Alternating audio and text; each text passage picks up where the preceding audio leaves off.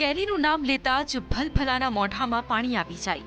પરંતુ કેરીની સિઝન ઉનાળામાં 2 કે 3 મહિના સુધી જ હોય છે. પરંતુ કેરી રસિકોને સિઝન પૂરી થયા બાદ પણ કેરી ખાવા મળે તે માટેનો વિકલ્પ અમરેલી જિલ્લાના ધારી તાલુકાના દીતલા ગામના એક પ્રગતિશીલ ખેડૂતે શોધી કાઢ્યો છે.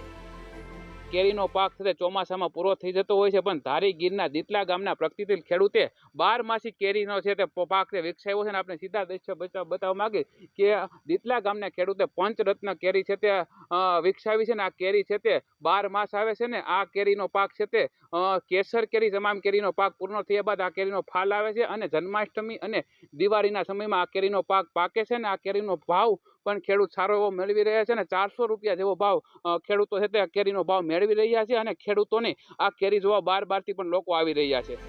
ધારી ગીરના દીતલા ગામના છાલા નર્સરીમાં 12 માસ કેરીઓ મળે તેવા આંબાના વૃક્ષમાં સંશોધન કરીને હકુબા છાલા નામના ખેડૂતે નવતર પ્રકારની કેરીની જાત વિકસિત કરી છે.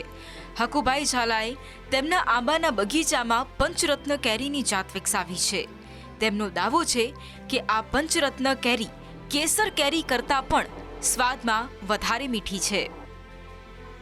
આપણે જે આ કેરી તમે જોઈ રહ્યા છો એ પંચરત્ન કેરી છે. તે કેસર કેરી અને તમામ કેરી પૂર્ણ થયા બાદ આનો ફાલ શરૂ થાય છે. જન્માષ્ટમીએ પાકે છે, દિવાળીએ પાકે છે. એટલે 12 જેવો અવારનવાર આનો ફાલ ચાલુ રહે છે. અને આ કેરીની માર્કેટિંગમાં જાય તો આનો 350 થી 400 રૂપિયા ભાવ આવે છે. અને દૂર સુધી જાય છે. ખેડૂત હકુભાઈએ વિકસાવેલી આ કેરીની જાતનો અભ્યાસ કરવા અને તેની જાણકારી મેળવવા દૂરથી ખેડૂતો તેમના આંબાની વાડીની મુલાકાતે આવી રહ્યા છે.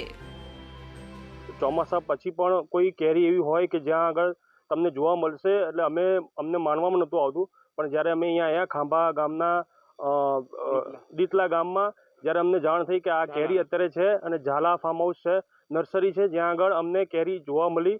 અને આ તમે જોઈ શકો છો અમારી પાછળ જ આ કેરી છે, એનો અમે ટેસ્ટ કર્યો.